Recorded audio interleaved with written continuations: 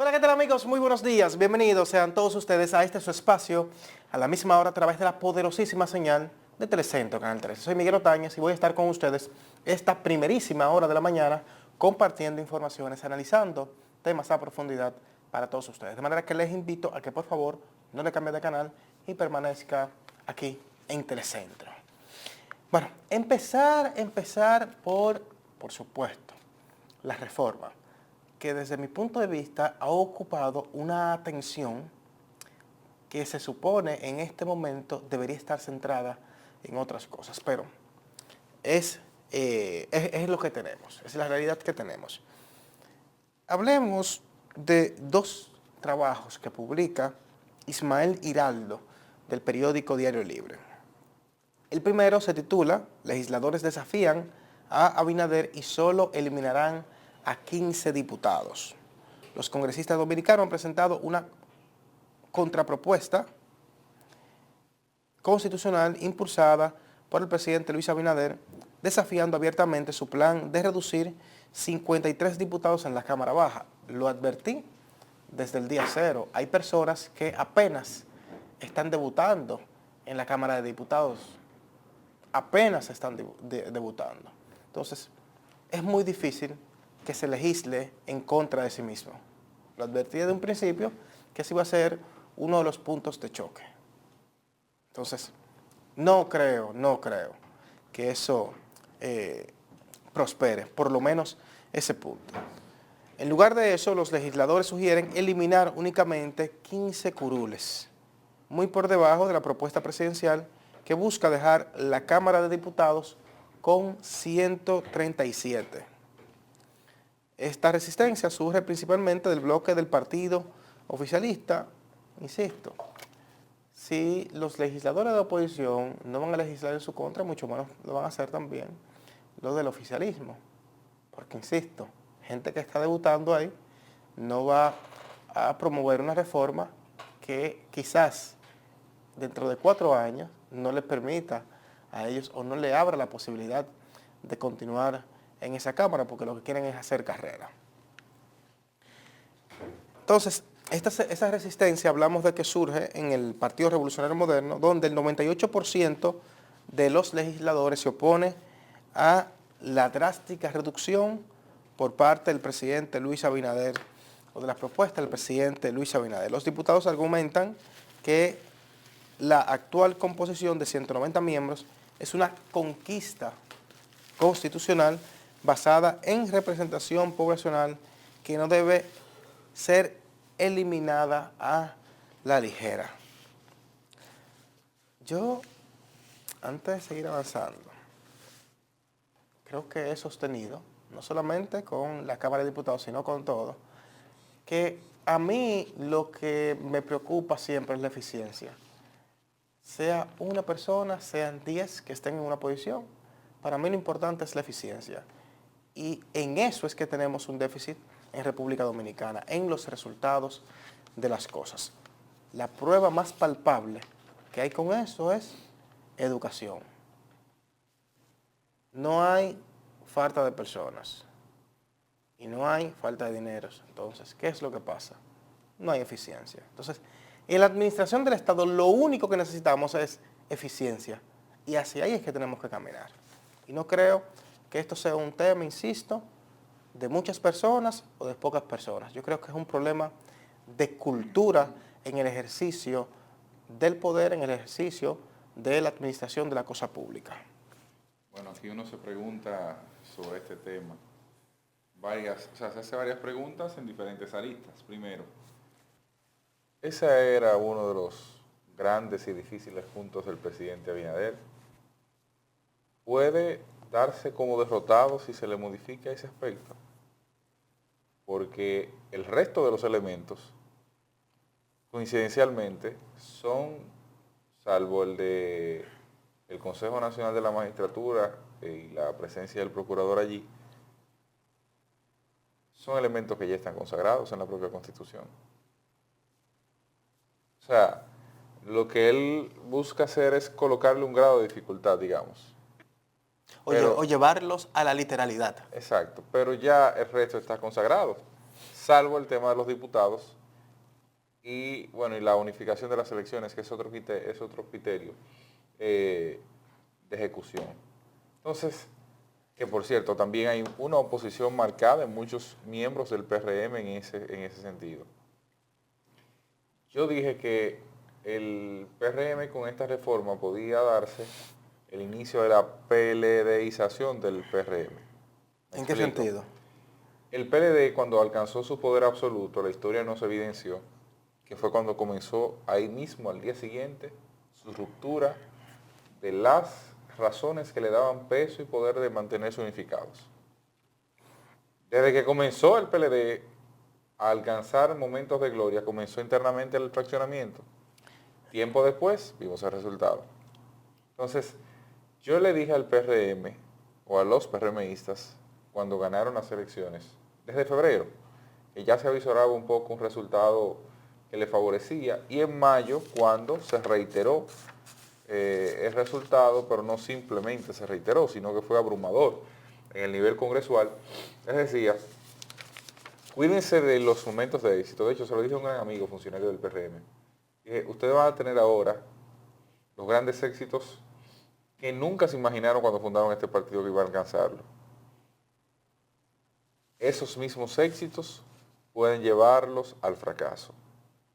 El PRM hoy lucha contra sí. Y de hecho, le dije, cuando el presidente presentó la propuesta, le dije a un amigo opositor, me dice, bueno, es una propuesta difícil de contrarrestarla. Digo, yo no es tan difícil. El mismo PRM saldrá a demeritarla. Señores, así mismo ha ocurrido. ¿Por qué? No es verdad que yo en pleno apogeo, porque nadie, o sea, solo hay que comprender el comportamiento del ser humano. No es verdad que en pleno apogeo una gente va a tener la capacidad autocrítica de comenzar a cortar.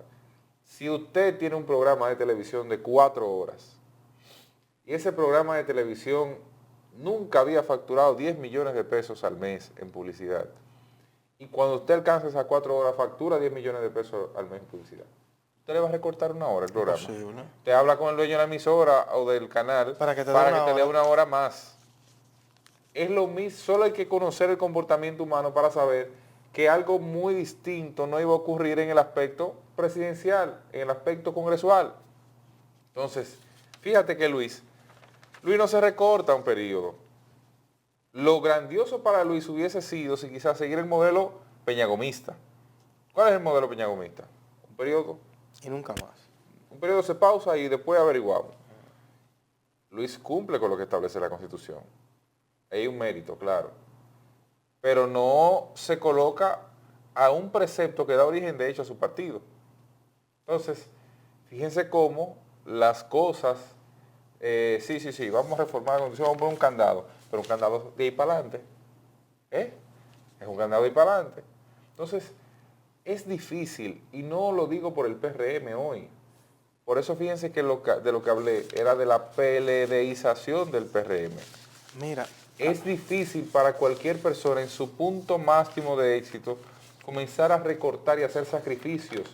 No lo logra nadie. Usted cuando le aumentan el salario, usted cambia el vehículo y se muda de la casa y hasta la mujer la cambia. claro. Es el comportamiento del ser humano.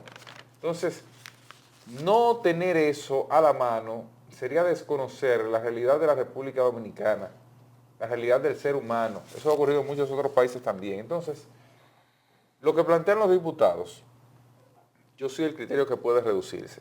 Ahora, a mí no me termina de convencer usted reducir una parte para aumentar los diputados nacionales, eso por un lado.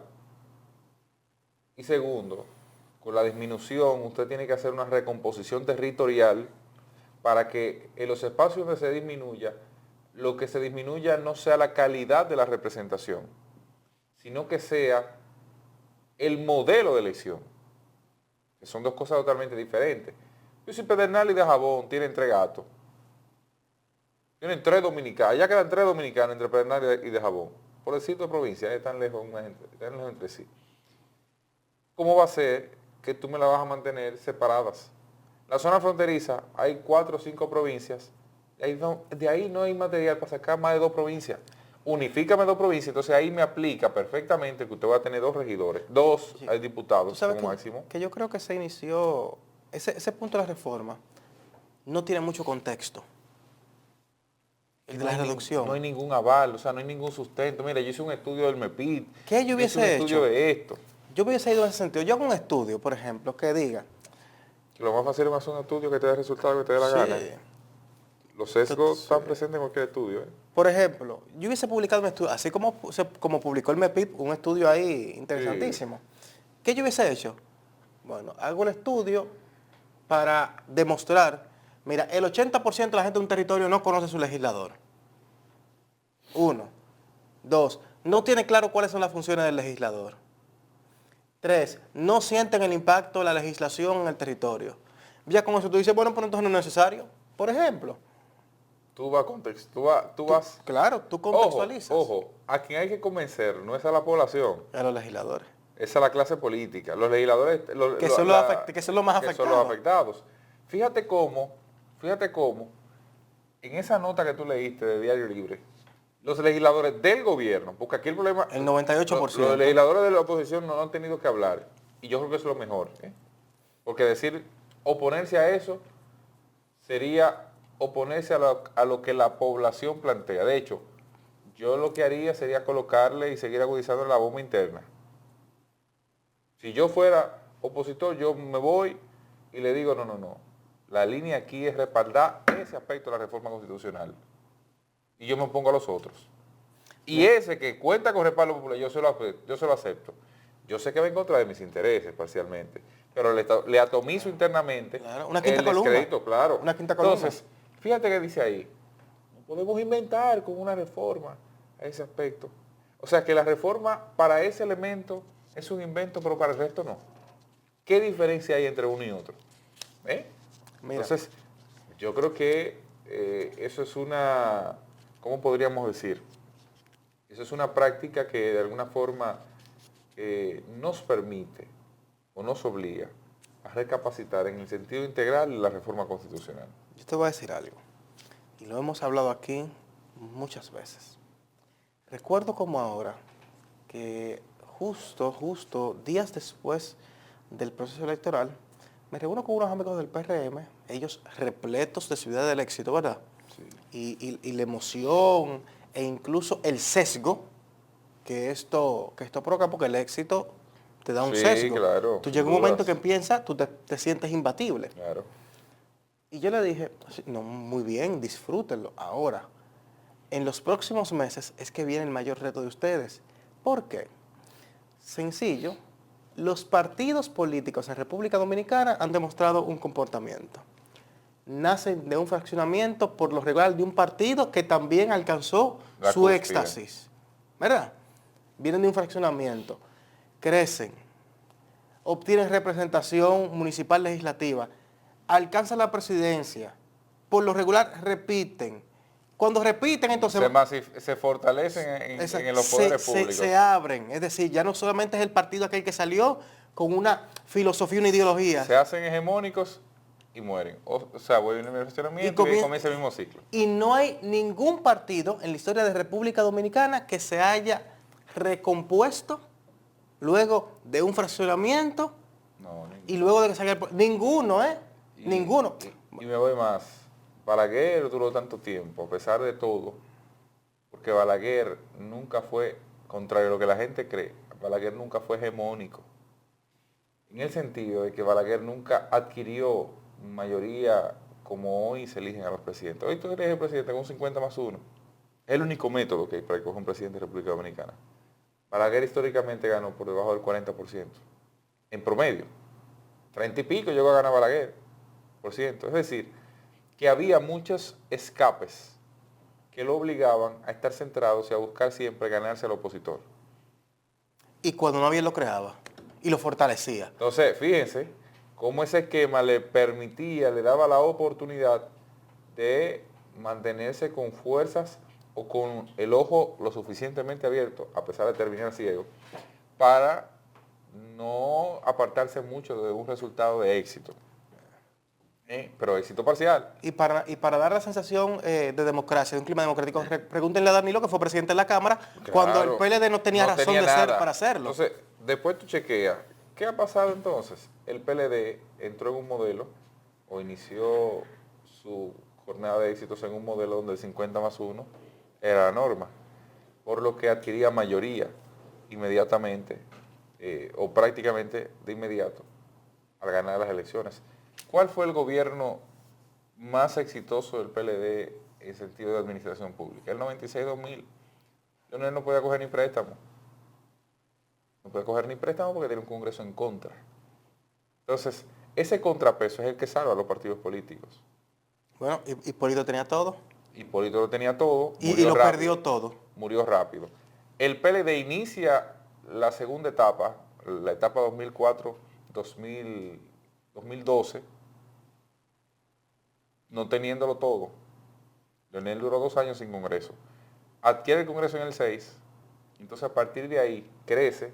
Y fíjate cómo en el 20, en el 12, estuvo un resbalón, Danilo, de perder la presidencia, que fue el cierre de una etapa. Que tuvo el PLD que nuclearse y lo llevaron, fue cargado. ¿No te acuerdas del tema del Pablo Encebado y todo aquello? Y terminó la elección por menos de un 3% de separación, claro, por menos de un 2% de separación. Hubo de conformarse los 3 frentes. Sí, y yo creo que también se perdió por errores de Hipólito, pero bueno, eso es otro asunto.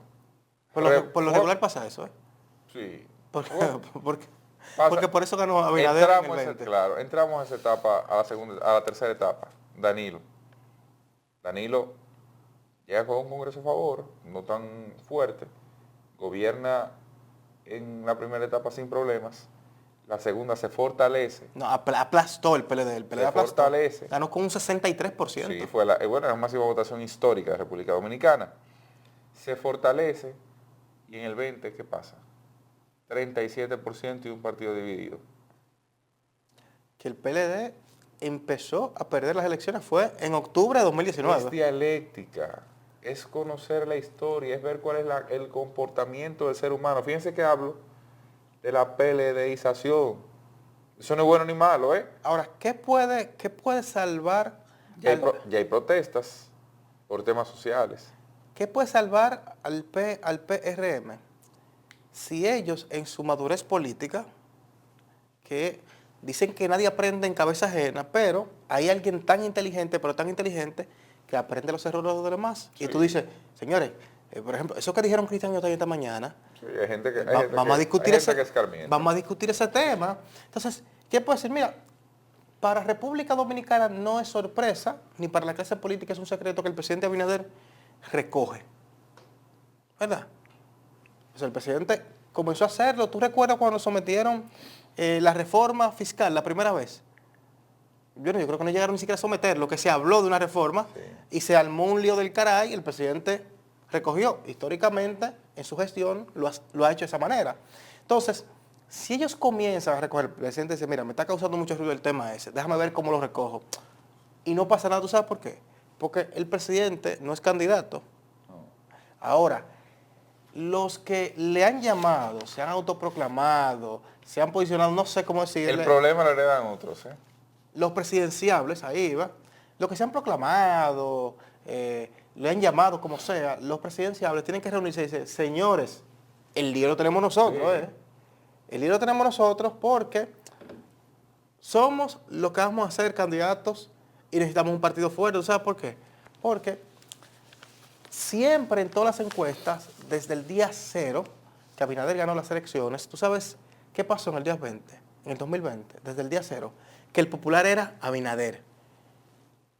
Se mantuvo así durante 4 años y lo demostró porque salió por encima de su partido la votación en el 2024. Entonces, si el PRM no se fortalece y la popularidad del partido como tal, que la ha perdido en gran medida, no sube, el problema va a ser grande para los candidatos del PRM porque al día de hoy no se advierte una persona con la popularidad de Luis Abinader. Claro, tampoco se ha abierto la contienda como para que se haga una medición objetiva, pero estamos ahora mismo, o ellos están, sobre la base de la popularidad que le da su posición y la percepción de trabajo que tiene, que no es objetiva de cara a una candidatura.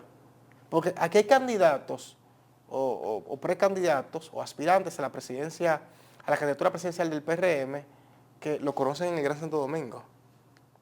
Pero cuando van a Baní, a 45 minutos de la capital, ¿usted, ¿cómo que se llama usted?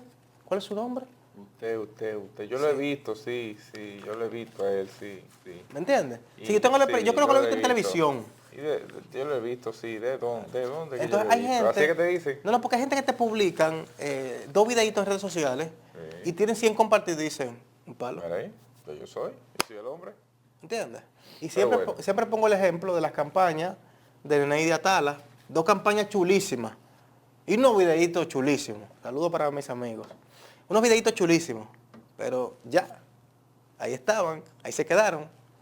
Entonces, tengan cuidado con esa idea de que, bueno, todo el mundo pensaba que esa reforma es un clavo pasado. ¿Tú recuerdas? Nosotros aquí dijimos, bueno, tienen todo el Congreso, De hecho podría ser un clavo pasado, pero no tienen... pero en la forma no sería. Imagínate, una reforma que no sea legitimada Ni a lo interno. que los miembros del partido oficialista que voten a favor no estén convencidos de votar a favor y lo hagan por temor. Yo tengo un término, yo tengo un término que resume es un eso. gran tema. Yo tengo un término que resume eso.